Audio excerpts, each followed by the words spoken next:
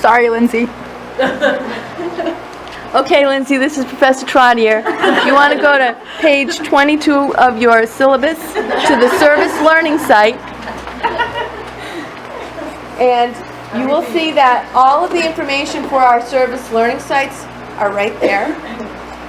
And if you look closely, there's a web link.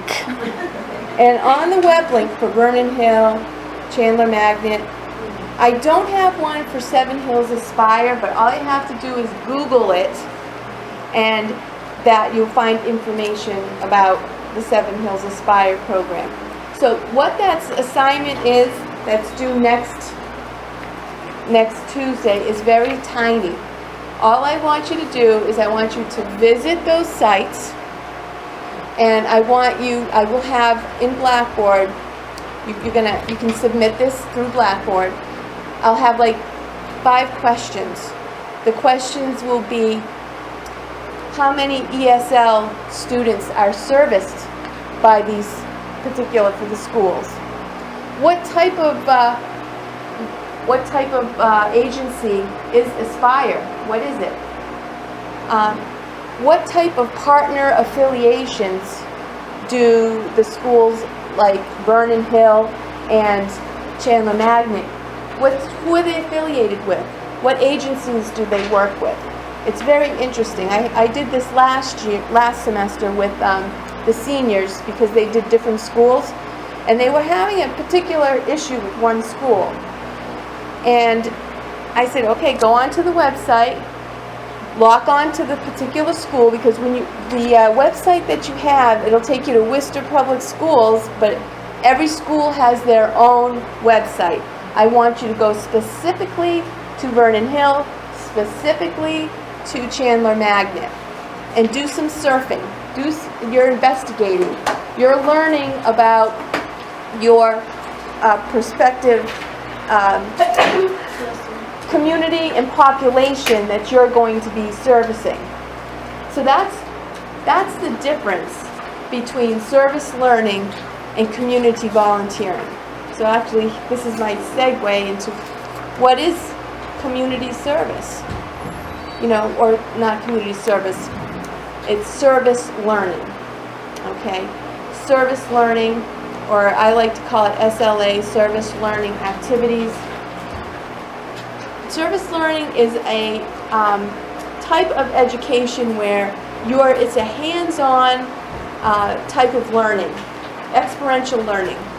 And what you're doing is, it's not just, I'm going to go and do one thing and I'm done, because that would be considered community volunteer. And that's what you do when you go, and I'm going to go to the Boy Scouts troop, and I'm going to teach them how to, oral health education, teaching them how to brush their teeth. You're one and that's done. There's no reflection. It's just, I've done my thing. So when we are talking about service learning activities, we need to get data on the community or the population that we are going to provide a service for. What meets their needs, and it's like putting together a lesson plan. Because for service learning, sometimes out of the service learning activity, thank you very much. Sorry. For the service learning activity, what can bloom out of that is a program. So for example, Kids Seal started as a service learning, and now it's grown to be the Worcester Health Collaborative with many different agencies, we're treating a wide range of populations, and we have all of the Worcester Public Schools who are willing to participate. So we're part of, being puzzles. I like puzzles. We're part of this puzzle. All right?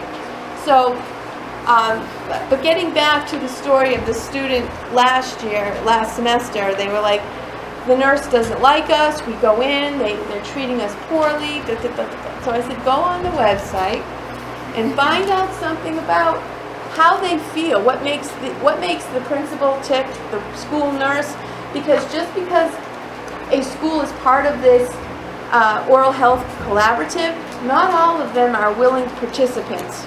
So it's our job to figure out how do we encourage them to become one, also to walk in their shoes and find out why they behave the way they do.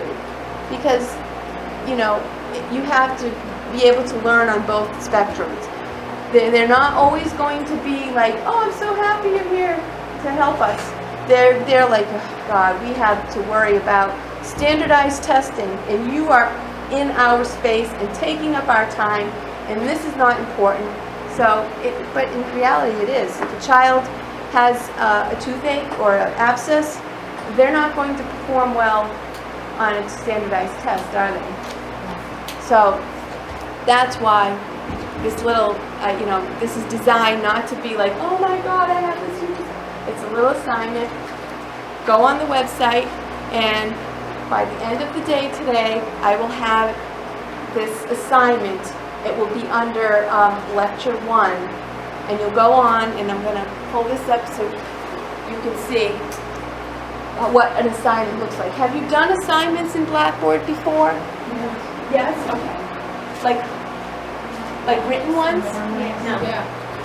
Yeah, usually we submit to the email. Okay, so I saw you have the link Dropbox. directly to the. Oh, did you see? So, did you see that I did create a link for? You went and saw the LexiComp. It works. It worked for me. Does it work for you? Yeah. Okay. It doesn't work for me though. I cannot go into that. I'm so, You have the link. okay. Oh yeah, make me log in. All right. You have to have Windows 10. Do we have passwords? Okay. So this is what my shell looks like. There is a copy. Here's the calendar. So there's a few things here. You know, I'm trying to put everything that I can on this calendar for you.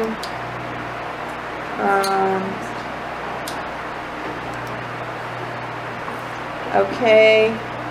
This is, so there's an assignment. All right. So course content. Go into course content. Syllabus is posted here. Anything that we do in the clinic, the lab, that is going to be posted right here in this module. You figured that out? It was like that last year, I think, too. I tried to Like do it. everything with our clinic and our process. It just didn't all have a in under separate process. Right. I don't know why Separate the modules school all organized. the school does that for us, and because you're in separate sections, that's We'll why. organize that. So this is the drug reference.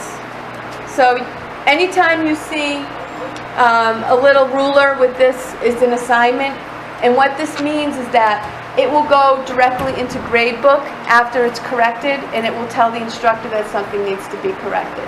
So that's what I'm trying to do more of, and it gives you better feedback, because you'll find that with the research papers, and I don't want anyone to take any offense, I do read them very carefully, and I will make comments, and you'll be able to get instant feedback and then correct them and send it back to me. It works very well in editing and getting your papers for a learning experience too.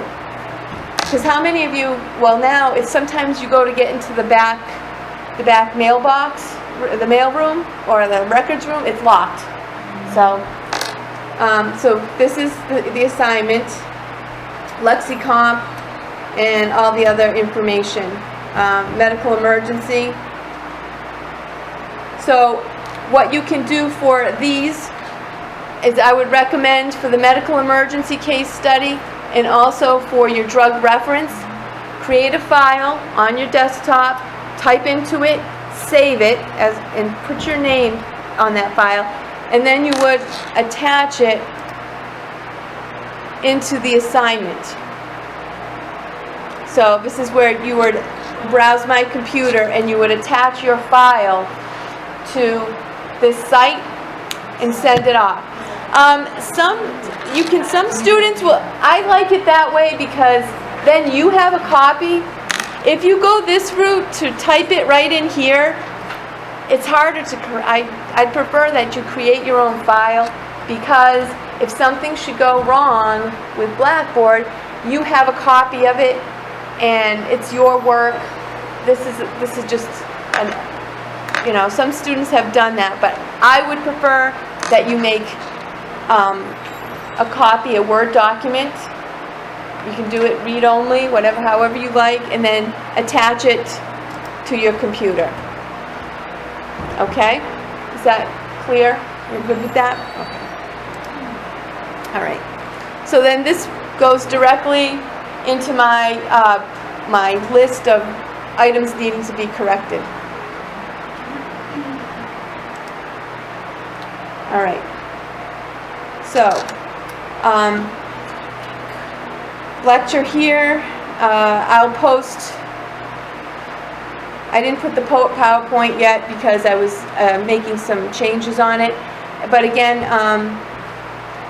this is creating a service learning oral health presentation, and this will not be due until February. 2 weeks. Okay. This isn't under clinic. No, I just went. This is under lecture. Okay. So I just left. Yep, I just left lecture. I'll go back. Okay. Go to course content, Haley. Do you see where? I don't have it. Okay. So what I'm going to do is every week I'm going to post the lecture material and content and the date. And then things that have projects that have a lot of information, like the special needs research paper information, that's a standalone, okay? Is that okay? Don't let it scare you. Now, when I click on, okay, I'm going to go back to lecture 1. And this assignment is what these boards are for. So,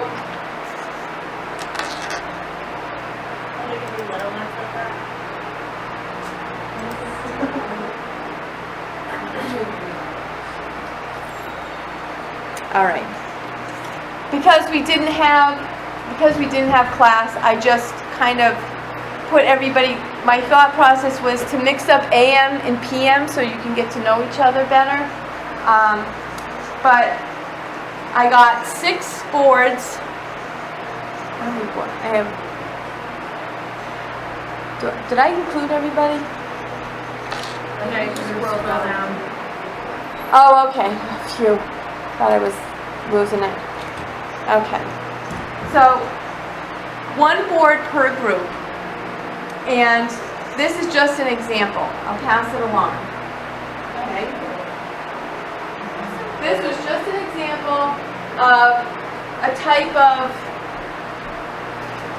visual that you might want to create. You don't want to copy it. You can be creative.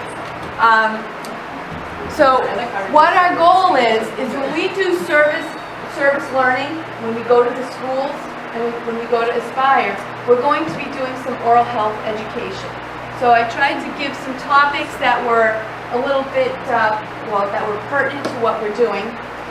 And the design for the fluoride varnish program is for us to, the first visit is to do our screening using indices, like we're charting if we see caries, it's really a quick screening where we're looking for obvious decay.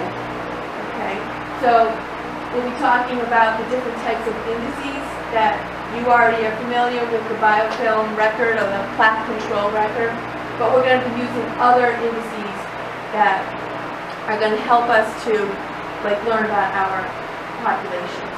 So the information that we take when we go to Chandler Magnet and Vernon Hill goes to the Kids Seal program.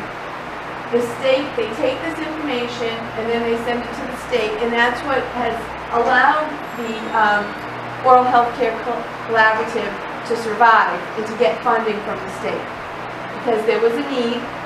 There was a lot of obvious decay, and children did not have access to care. So with that evolved the Kids Seal program and the fluoride varnish program. So you are the foot soldiers of this program.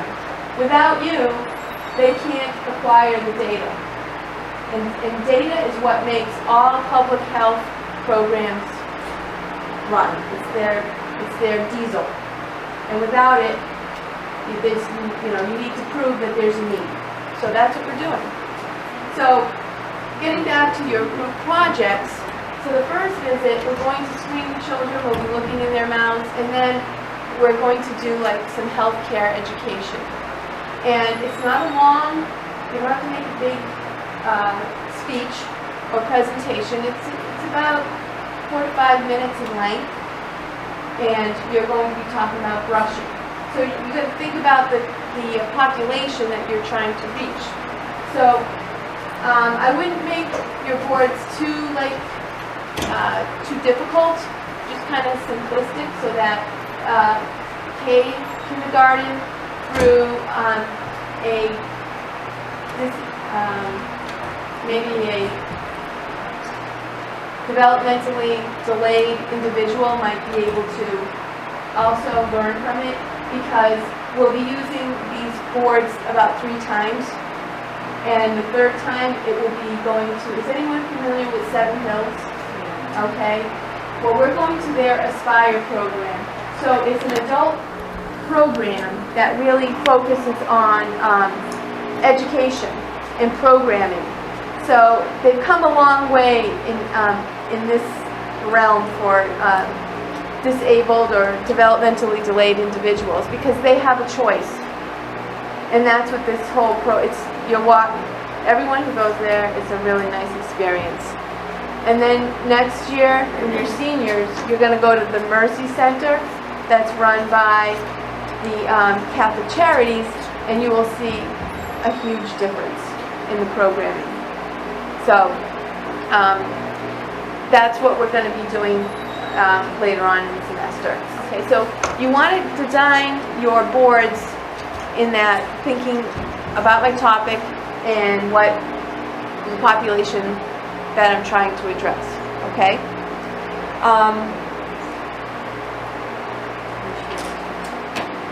Let's see. So what I did here, everyone saw this, so I kind of gave you an example of like what I gave you the assignment, and basically all your criteria is right here. An outline, what you're going to talk about, and just use this template right here. You should be able to download this and just put in the names and save it as your own and attach it. Is that anyone confused? Does anyone have questions? It's only very short, like it's a snapshot of each room, like 1 page, like for this one. Like Yeah, a page. Like This is 5 minutes for the presentation, right? right, and this is just your outline. This is a lesson plan. Okay? And it's, so you just take your topic, you have you're only going to have 3 ideas you want to get across. Keep it simple. And when you're writing an objective, you want to, it has to be a verb. Like, I'm doing something. Demonstrate. And keep it very simple. Don't say analyze or, simple, because that's what we're doing. We're going to demonstrate. Or so you want the patient, the students to be able to verbalize, like, what does fluoride do? It's a vitamin. Okay, then that's the objective. And how are you going to measure that? I'm going to measure it because when we ask a question, the students will be able to reply back to us. Okay? So we have to submit that to you? Yes, only one. Only one person? One per group. That's it. So this is a group by February 7th. So that'll be 2 weeks. 2 weeks from this past Tuesday. And that's when the whole project. Yes. And the reason being is you're going to come in with your poster board, and I want a quick run through, just so you're not, we can't take a lot of time in class, but just kind of that I know that it's finished and we're ready to go for the next week. Okay. Ready to present? That's it, on to 7. Yeah, ready? Your group should be able to get in there and, okay? So, and I know that for some people, this is a very difficult thing to do, but it's part of public speaking and we do a lot of it. So everyone has to do a little bit of something. I don't want somebody to just be standing behind the board like I have students like go, I'm holding the poster. Something, okay? And because this is a group project, so for things that are individual, upside down. For things that are individual, that's going into like your papers. That's all on each individual. But when you work as a group, I realize that working with groups sometimes is push and give and all that stuff. So it will be a group grade. So everybody's going to get a little, help each other. And that's going to go into the big 10% pool. Okay, so if your group is a little hiccup, and it happens, don't get too worried about it. It's kind of going to the 10% portion. It's not like going into my 15% portion, which is my research paper. So the age groups that we're presenting our projects to is dependent on the school and the sire. Right. So the school, when we go to these schools, they're middle schools. So it's gonna be K through 6th grade, K through 6th for those schools. Okay. When we go to Aspire, they're adults with special needs, developmentally delayed. Some, and it's really hard. It's IQ. Their IQ they maybe look fine. Some have impairment, visual impairment, hearing impairment. It's a really interesting group of folks, and they function. They have cooking class, they have woodworking, they have ceramic class, they have a radio station, they play music, they do all kinds of things. So we're going to go in there and we're going to again screen them, and from the information we gain from doing their indices and see what their needs are, and develop an oral infection control plan for them. And then when we go back the second visit, then we deliver that. So an added piece to that is we are also going to go into the different programs that are going on. So every day the students come, they sign up for an activity. They are students, they're adult students. They sign up for an activity that they want, a program. The programs are like a college class. They run 3 months. So we have, like, for example, men's health. They talk about men's health. I don't know men's health, but we went into that last year, and we spoke about oral health. So, I don't know where we're going yet. I will know. We're not going there till March, but so you might have to tweak your board a little bit, or use the same board, just give a little bit different information. But you'll be ready to go. You won't have to worry about it after the 7th. All your work will be done. So all I need for this project is one lesson plan for the whole group, a poster. I also have other things. We have puppets we can use. We have tobacco mouths that, how smokeless tobacco is bad. You won't be needing that for the children, but maybe when we go to Aspire. We have lots of other hands-on visuals, but I like you to put a little bit of your own on in word form. So, any questions? Are your fears a little, they're coming down a little bit? Yeah. Okay, good. All right. So I have these. I don't know if group members want to be responsible, but if someone wants to take one per group, if you have, if you need something, if you need cutters and stuff, I have 4 children. I've done many of these. So I might have extra stuff. I have anything, ask. If you don't have it, and you can't afford to buy it, let me know. I probably have it. What about supplies in the clinic? Can we use like, let's say we're talking about the Tom, the Tom scraper? Sure. Yes. You could put that, yes. So if you need something from the clinic, like something that an aid of some sort, ask Solchi and tell her what you're using it for, and she'll get it to you. I just don't want anyone going and digging, taking stuff. She might get a little yeah, because they have to keep track of all that. Do we have to present the research paper? I'm asking her about it. Okay. All right. So we're all good with this assignment. Okay.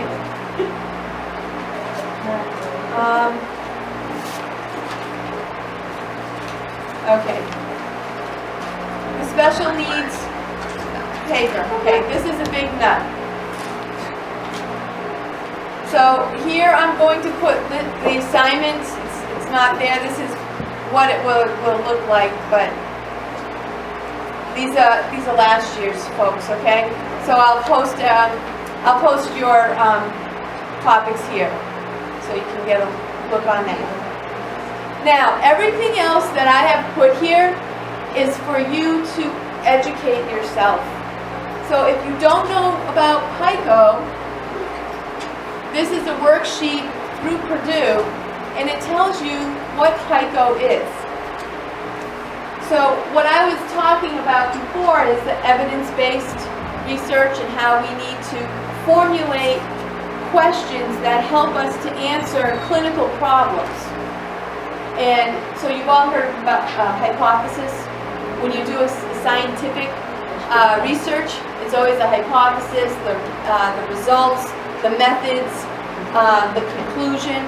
Well, basically, that's what this is all about. So you're taking either the population you're working with, the patient, or the individual, and what is their problem? Okay, I have somebody who has Parkinson's disease, and they are not able to, it's an advanced stage, and they cannot care for themselves. That's my problem. So what is the best type of, or is there a type of aid that I can find for my patient that will allow them to become independent or to maintain their, what in occupational therapy we call activities of daily living. Have you ever heard of ADLs? That's a big thing when people are compromised because of disabilities, and they can't maintain, they can no longer take care of themselves. And what happens is, as a human, that's not a good thing. You kind of go downhill. So the part of medicine today is to make sure that a patient, regardless of if it's a systemic condition because they've had a severe heart attack, or they have advanced COPD, emphysema, and they can no longer walk, now they can't go shopping, they can't get food for themselves, that's affecting their activity of daily living. So what have they designed for folks like that? What type of system? Meals on Wheels, people that have come and help, like CNAs, home health aides. How do you think that was developed? There was a need, and through research and medical models, this is what was invoked. So this is what you're going to do with your special needs topics that you've taken. So you already know what my population is, and you know that they have a special need. And you are going, this is a little bit of creativity on your part, but through research, you're going to develop like a question. So my patient has hemophilia, and they have chronic caries, and they're not seeking their care, so because every time they have to come to the dentist, they have to be on certain medications, and they have to adjust their clotting factor.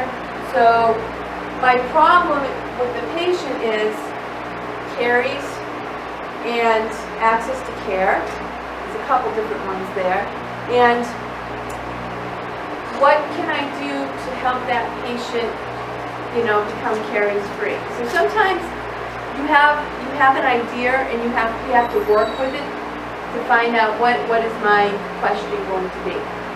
So I tell everyone, don't struggle alone. If you are having a hard time with this model, come see me soon. Come see me. I'm here on Thursdays. I'm here for your services. Make an appointment, and it's very helpful to talk it out, because then, or I can't find any research. Even after we go to the library, everybody says, and then all of a sudden they come in, we look, and I'm like, here's one, and then then the light shines. So don't waste your time stressing alone. It's not fun, I know. I do that. Just come see me. But don't come see me when it's time for the final draft. It's too late. You can't backpedal there. That's why you in this where your special needs project is, you have to. The first piece is submitting the worksheet. So everyone has the worksheet, right? Okay. So you can go read about on these sites what FICO means, and you can kind of start to jot down, take mental notes. That's what this is all about. Because writing a research, for those of you who've done it, we always like to do one and done, but it's not that way with research. It's draft, you write a draft, you tweak it, you write a draft, and then after the second draft, it's pretty good. So our topics that we picked, it's not related to oral health. It's just like what we chose, right? So it will become related to oral, to what you chose. So when you're writing this paper, the PICO is going to be like the question you're going to develop, okay? It's going to be your hypothesis. You're going to have a problem that's going to be within, what was your topic? Opioids. So we have a population that is dealing with opioid abuse. So I'm going to develop a question where that population has an oral manifestation, a problem. And what is the evidence based out there? So when you talk about like substance abuse is behavioral. So I have to seek out search engines and journals that deal with how do I help deal with behavior management, because it's a lot of behavior. So sometimes going to oral, you're going to say, I didn't find anything on oral health. That's right, because we have to find out what is the problem we're trying to deal with. So the question that we're developing doesn't have to be related to oral health right away. Correct. Eventually it will. By the time you finish this, we'll have one. Okay. So then when you go to write the paper, the first part of your paper, the introduction, just like with any research paper, there's what they give you background information. So your background information is going to be writing about type 1 diabetes, the different kinds, the different types, what's it caused, how much is prevalent, what are the statistics, how many people are living with diabetes, how many people are living with opioid addiction. So that's what's in the beginning of your paper.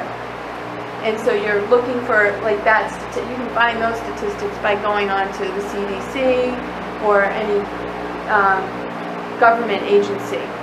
Does this make sense to you now? Mm-hmm. It is overwhelming, but if I give it to you in pieces, like this is piece number 1, and then we have our rough draft, which is just an outline, and you're putting the skeleton together and you're filling in the blanks.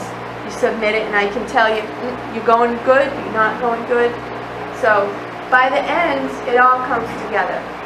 And the Communication Skills Center at the library, they will read your paper. I had students that went there last year, and well, they said they weren't as versed with this PICO because they're used to writing more sociological papers, but they will read and check your grammar. Because again, if English is a second language, it's hard. It's hard. So they will help you. Professor, example of the hypothesis from my own experience, the most difficult part of this research is set up to come up with hypothesis. Sometimes it's too broad, sometimes it's too narrow. That is why the Your hypothesis? Give some sample, so then we can. Yes. Or come see me. Okay. Come see me. 'Cause I don't want to promise that. But I know you. Research the hypothesis and develop, right? Sometimes it's easier Yes. to like write down what you want to talk about Yeah, and and then then- look at it and then develop your, Yeah. rather than Do the just research starting out with just one sentence, So like don't- hypothesis. Don't fret. I know it's hard because you did something like this in dental materials. I do research paper for my master, but it's huge, big paper. Oh, this is not huge. This is not huge. We only have 15 weeks. How long should this be? This paper will probably be about 5 to 6 pages, maybe. Double space? Yeah. Double I space? like 1.5 spaces. 1.5. My God, it's going to be so. They always say, oh, double space makes it easier to read, or... Well, yeah, it does. It does, but I'll have that framework for you. So when is this portion due? Is it February 7th? That's a So couple this- weeks from now. Yes. Wait, and what is it, 12-point font? Did you say double space? No. Oh. This worksheet. The worksheet that you have that I passed out to you, the PICO worksheet and search strategy, you are going to take this to the library presentation next week, January 31st, and we're going to work on it then too. You can work on it this weekend too. And this will be due 7th, it says. 7th, yes. Okay. I also put articles for you to read on evidence-based research, how to decipher it, and how to evaluate it. And the links are right here. It's an easy read. But, and again, I didn't get PICO out of thin air. It's here. This model is being used by all of healthcare, nursing, medical, everybody's using it. So I just would like you to kind of read about it. Another one that just came out, that's brand new, asking a good PICO question. That's the worksheet I believe I gave you. Okay? And this is where I got it from. So the information is there for you to read it, digest it, and this should help you kind of wrap your mind around what the expectation is. So yeah, the PICO worksheet is due on the 7th. Same day as that we're going to be presenting. In summary, on the 7th, presentation, this worksheet filled out is due. Next week, we bring that worksheet to the library, Yes. have it with us, and next week, the service learning assignment is due. The group project. Group project and the sheet. Like No. the, No, not next week. On the 7th. The 7th. no, the Okay. service learning, like The you have to 5 go on the questions are- website. oh, the yeah. Correct. That's due So- next week. Yes. So, on Tuesday, January 31st, you will have the service learning 5-question, checking out the website. That will be due next week. That is January 31st. Then on Tuesday, February 7th, your group project for service learning, oral health education, that will be due. The lesson plan, the poster, and just have the frameworks for your presentation. It's going to be a quick, no longer than 4 minutes, because we have to cover topic, other things. Okay? So that's what we're going to work on. And on the 7th, the PICO worksheet should be submitted.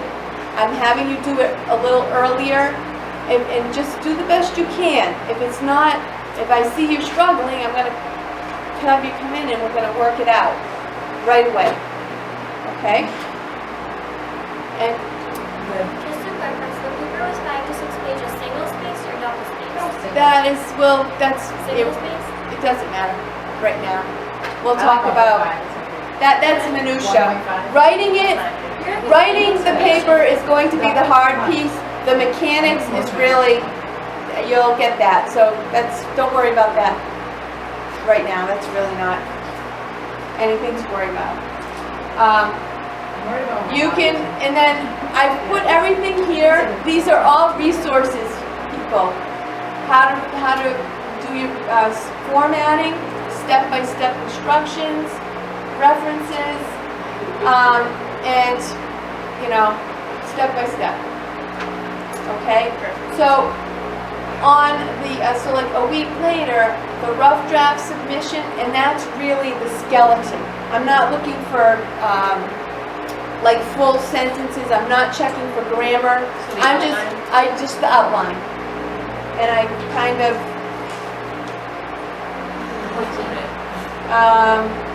there's a rubric for that too, I believe.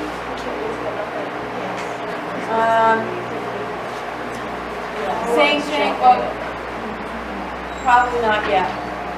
But I will have a rubric. Usually every writing assignment that I have, an assignment, I try and have a rubric. If you follow the rubric, it's not, it shouldn't be challenging, there shouldn't be any surprises. Okay? All right. So, I really, talking about some of the other pieces, like the tobacco intervention video, that is going to be a motivational interviewing, a model. And last year was the first year that I did it, and we were successful with half, but some weren't. What you're going to do is you're going to work with a partner, and you're going to do a motivational interview under 5 minutes. But what you're going to do is, when we get to tobacco cessation, we have a guest speaker coming in, Caroline Kranos. She's from UMass Medical School. They have a department of tobacco and behavioral intervention. So this is what they do. They work with tobacco cessation programs. They have a program where it's Quit Works, and they come in and they speak about what their program is. They'll do a role play. And the reason why we do it this way is because when you're in senior clinic, you will have to take all of the information that you've learned here, and that will be one of your clinical requirements, doing a motivational interviewing process with somebody who uses a tobacco product. So tobacco can be smokeless or smoking. And And now we'll probably have to add marijuana to that too in a little bit. So the video with technology and iPads and iPhones, what the students did is they just videotaped themselves with their phone, and they used the forms that are available. They took some forms home, and they just had a role play, and they had a script, and after they videotaped it, does everyone have a Google account? So what the problem was is some of our students were trying to upload it into Blackboard, and the platform doesn't have enough memory. So the easiest way to do it, my son I consulted with him, he's 18, he has more savvy than I do, is create a G account, Google Mail. You all do? Yeah, because the school account is through Gmail. Yeah. Well then, UCC emails. so then all you have to do is go in and upload it to create your YouTube account, upload it there, and then you're going to, so you're good then. You're way ahead of the curve. And then you're going to attach this assignment.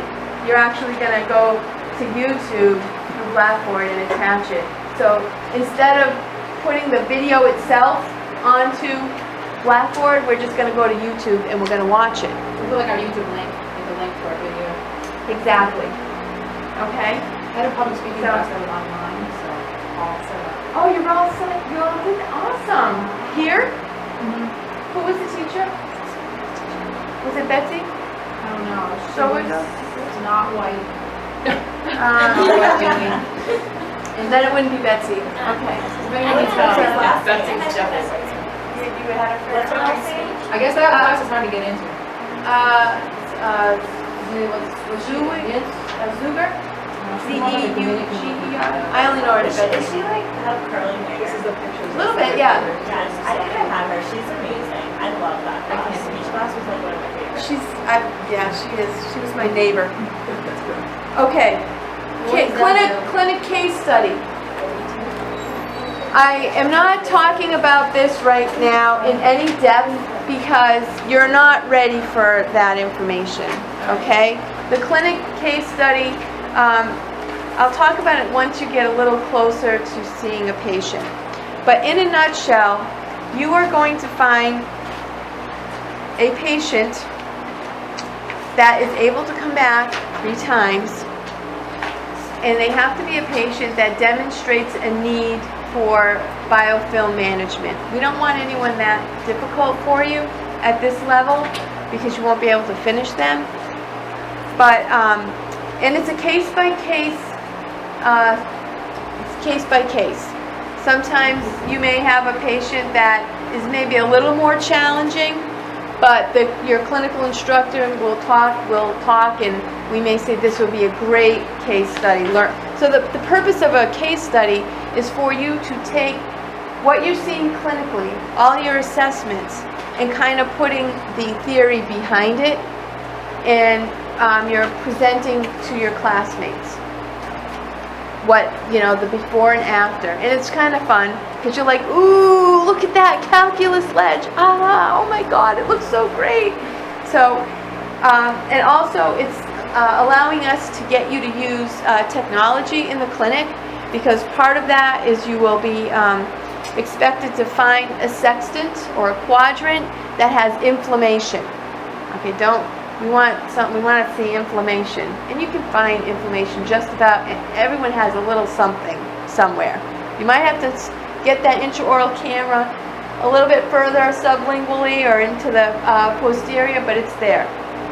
So what I put in the syllabus is, and this is also going to be in your portfolio for clinic, is an example, what we're looking for, and also what's expected when the patient comes up. So you can plan, you'll like this, Becky, so you can kind of have in your mind, my case study is coming in today. It's their first visit, because I know it's my dad, and he doesn't like to really brush but once a week or something. So and he's going to come back for me. He's invested in me, and so that's a good case study. Okay, an older adolescent, a 20-year-old, that would be somebody that would be considered a non-periodontal involved patient. Can your case study be your summative? Could be. That can happen. But this is just one piece of the clinic. Huh? So I feel like everything you just said. Oh, yeah, I know. That's a question. You'll ask that question again when you learn what a summative is and when you go over the portfolio. So I just look at this. It's a checklist. It's coming. You'll find, so the only thing that, just so it doesn't go over your head, is you have to find patients. If you can find a 18 or older patient, because you don't want to go younger than that. Patients aren't going to be able to sit down for that long, especially a case study. And then if you have to say they have to come back 3 times, that would be like, whew, no.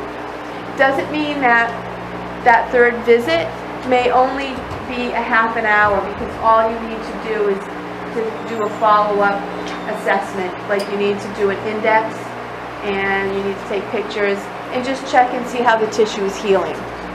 Okay, you don't have to take 4 hours to do that. So there are ways that you can work this to be friendly for your patient who is committing to be your case study. Does that make sense? So right now, think about somebody who would be committed to you to come in at least 3 times for this project. Okay? This is obviously really the episode. Well, I recommend that you start this case study at least by February, the end of February. Find somebody. The sooner the better. Because what happens is if you wait, and now you're like you're at mid-semester, you're in March, and you haven't found your case study yet, it gets kind of stressful.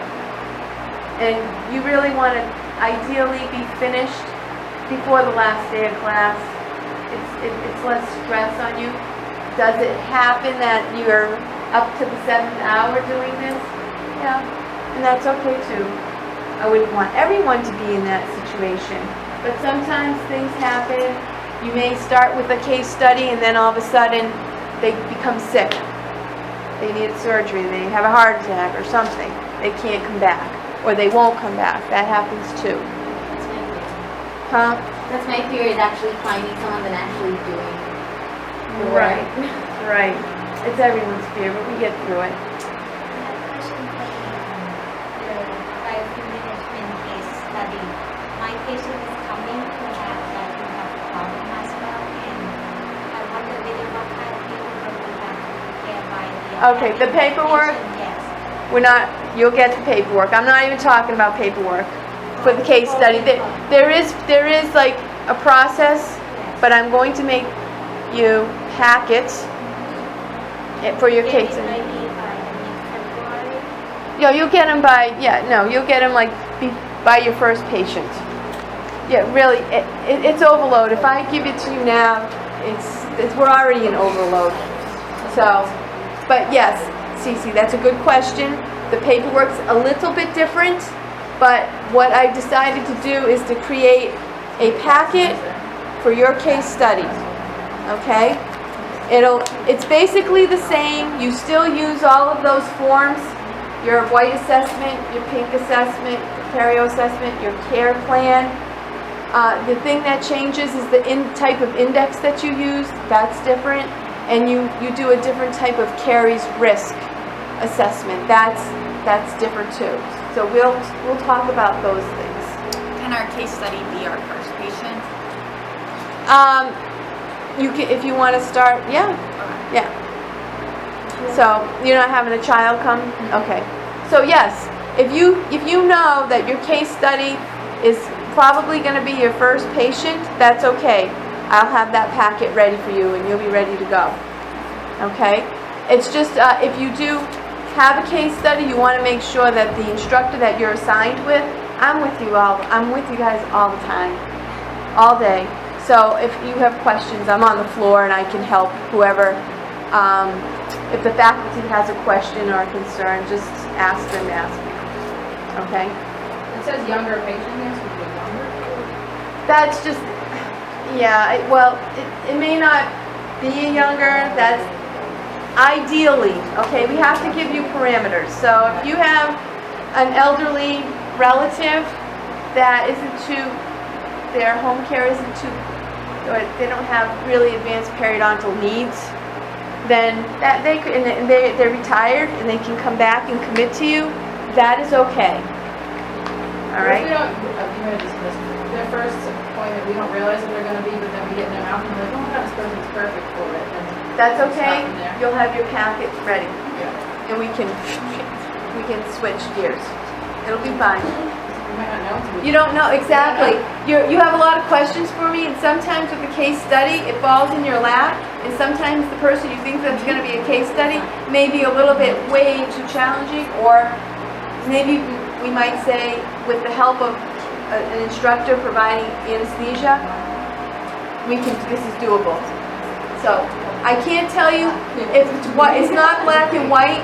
We have a lot of different shades of gray. So go with the flow. This is the flow. So did you see the last few pages, folks, are they're just rubrics, okay? So that's the instructions on how to do the case study. And then you will see that on page 26, this is a template. So I provide you a template, and it's an example of what the case study should look like. And what you do is just click on and type over my example. So it's all there for you. You will already have all the information because you will have your assessment forms, all that information you're writing down on your assessment forms, your care plan, all that information is right there. You've done it. So now what you just have to do is analyze it and put it into a report form. So that is not, you can do that in one night. It shouldn't be too difficult for you. And again, I put a template out there, and you just type you don't use my words. You type over it, and you have an example to follow. Okay? So that was about 5 to 6 pages of the.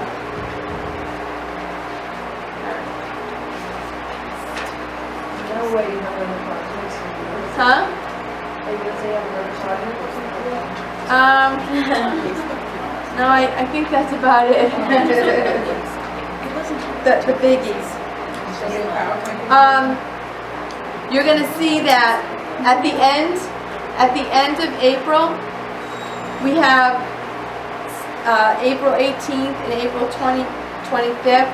There's time for, I kind of call this sometimes, if we're don't have enough time to cover content and we've already had a snow day, we may dip into that time, but I don't see these group presentations, what they're going to be about is that I'm going to group you into, like, you see it says somebody who has physical or sensory impairment. If your topic was related to that, then you're going to be put with a bunch of folks. I think I have, how many groups? 1, 2, 3, 4, 5, 6.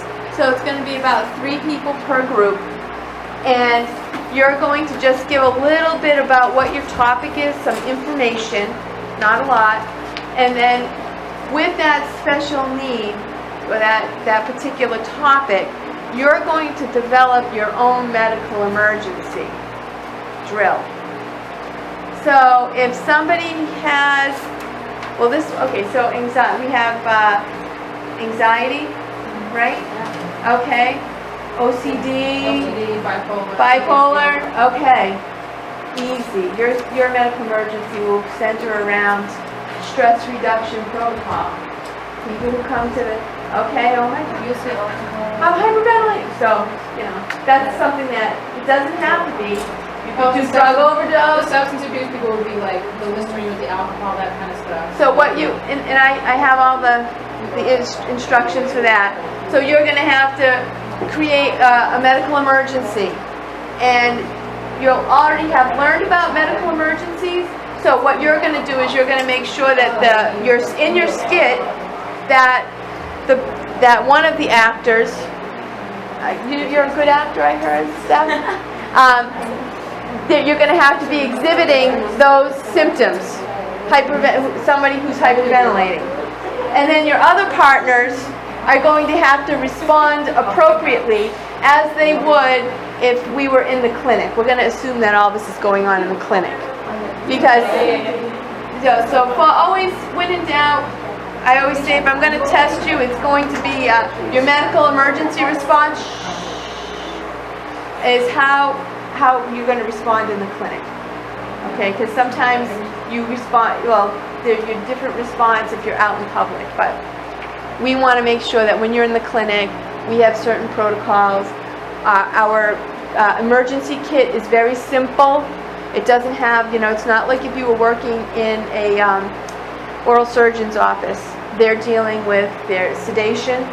Their medical emergency kits are a little bit more complex, different types of drugs. This is why if I chose a different medical emergency book.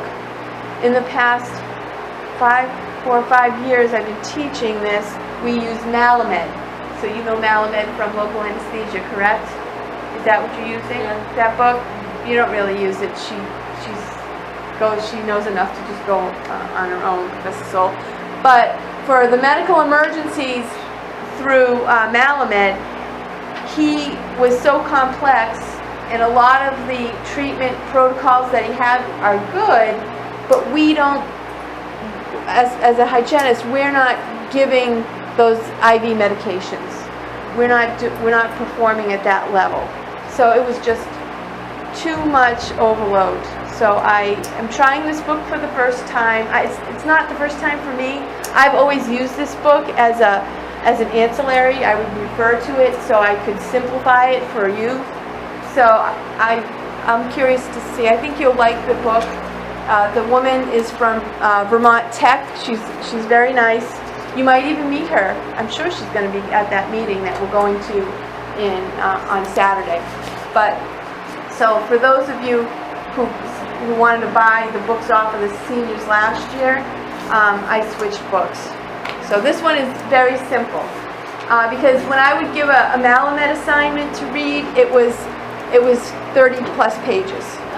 So this is a little bit simplified. I think you'll like it. I think that was the only. She's been around. We thought she was on the computers. Okay. Yeah. All right. So when you look at the assignments and service activities, I tried to also put when you are going for service learning. So we're not going out to service learning till February 14th. That will be the first service learning that we're going to. So we wear our scrubs. So, I wish we had pink scrubs for Valentine's. sometimes people will wear scrubs. They're going to work right after. So if you want, I'm not going to make you wear your clinic scrubs. You can if you want. It's easier that way. Yeah. I am requiring that you wear your clinic lab jacket with your logo, your patch. We can wear regular clothes with jackets. I buy the scrubs anyway, so I'm just gonna wear them. Yeah. I mean, it's easy that way. But no ripped jeans. We want to look professional. More comfortable. So, yes, scrubs would be easy. But if you're like, those jeans aren't bad. You could get by with those. But don't make me have to be a dress police. Is there anything else we need to bring when we do those? Yes. When we do go out to service learning, you are going to, we need to select somebody who's going to be like the captain of the group when we go to Vernon Hill. Somebody who will make sure that they talk to Zolci. We have containers that are kept in the back lab. And we're going to need things like disposable mirrors. We need the forms that we're doing our screenings on, pens. When we do fluoride varnish, we're going to need the varnish product, the gauze, the gloves, the mask. You are responsible to bring your protective eyewear, and when you are screening, we have little flashlights, but if you have loops, sometimes those are good too. The only thing with the loop, sometimes when you're in public health, it's a little overpowering if you have somebody come in like this when you're in kindergarten and they're like, I don't want to go. So, loops are great, but we do have handheld flashlights. So these containers are packed. What I tell everyone is on Monday, we need to make sure that Zolchi knows, or probably even the week before, that we're going out to this school. We need to bring toothbrushes, and if there's enough toothpaste to give to the school nurse. Every school is a little bit different, and when you look in your syllabus, for the schools that we are going to, we have senior dental hygiene students that are the coordinators for that school. So Vernon Hill is Jessica Soto. Her school has already come to us, and they have already come to Kid Seal. So we're doing the fluoride varnish piece. So Jessica is responsible to go to the school nurse, provide them with the forms, because there's permission. The families will either opt to have them screened and have fluoride applied, or opt out. So that's where, when we come in, we're given all of the paperwork. It's organized, and we have to examine children and educate them. The next time we go, we're to put fluoride on the teeth, the children that had a yes permission. So what can happen, and it's happened in the past, is it gets a little hectic, and you've just put fluoride on a child that did not have permission. We didn't have a permission slip for that child. That is an issue, a big one. So that is our goal, is to have somebody in charge. You can all think about it. We'll discuss this next week when we have a full house, who wants to be in charge of each school. And usually that person will just kind of, I'll take the equipment. It'll be easier for me. I'll just pull up, because I can pull up and just load the boxes in. But I would like somebody, your class, to get used to being responsible, to communicating with Zolchi and saying, okay, we're going out for service learning. This is what we need, because you're not the only ones. The seniors are going out too on Fridays. So there's a lot of supplies coming and going in the program, and we want to make sure that the service learning supplies are with a different cost center. Kid Seal. Our clinic supplies come from the budget that supports your education. So in the past, it gets a little crazy when people, I need toothbrushes, and they go in and help themselves from the clinic supply. So in order to keep it manageable, and also so Cheryl, and I live with Cheryl, so we want to keep her happy, the general. She needs to keep track of inventory. So it makes her life hell if everybody is pulling stuff from all over the place. Okay? So the supplies will be part of, so individually you don't have to worry. What you need to worry about individually is, did my group, are we taking our board and any things that we want to educate the children with? And did I get my protective glasses? Do I have my lab jacket? So that'll be for individual. But when we go out as a group, we will take bins, and the bins will have all the items that we need. Where do we meet the days that we have Service service line? learning? Right here. So this room, not the lab? Not Nope. downstairs? So we have lecture here Yeah. So- first, and then I try and, it's painful, but I cut the class a little bit early to give you time to get to your car. My recommendation is don't park, try and get here early on those days and park close and carpool. Carpooling is the best way to go to these schools. Then you all, unless you guys get lost and then I have half a crew.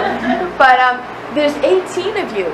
So we should be able to apply fluoride varnish in a very good, timely manner. So I want to try some things next week about the fluoride varnish, and it might satisfy some of your questions, like, what do I do? How are we going to apply this? We're in a school, so it'll kind of, you'll understand a little bit more. But that's a good question. Yeah. So yeah, bring a lunch. Bring something with protein, because you can kind of eat on the run. We should be done by 1:30. We have to be done by 1:30. The buses come for these children. That's why, in order to meet the needs of the school, especially Vernon Hill, they're a little challenging. I have to cough up my time, and so we can get there and get set up and get it done. And we try and be organized, but this is service learning. Sometimes you walk in, you've got a whole list of how the teacher wants to be, or how the principal wants you to see the students, and then by the time we get there, it's all like, whoop, something different. So we just have to have an open mind. So I hope this helped you.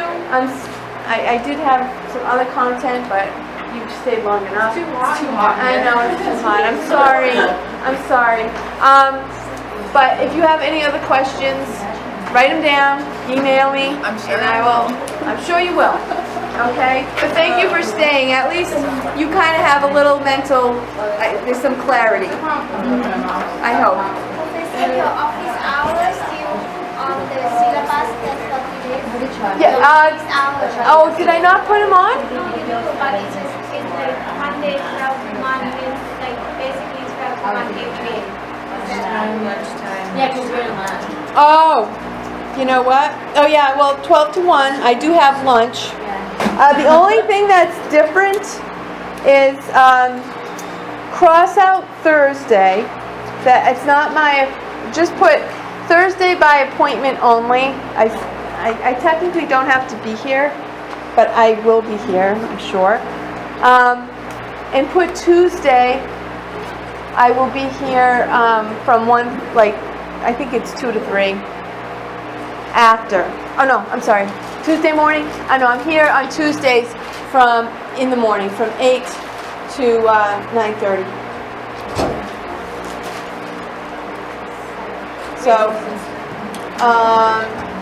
So Fridays, when you're here for local, I'll be back here by 12:30. I'll be back on campus.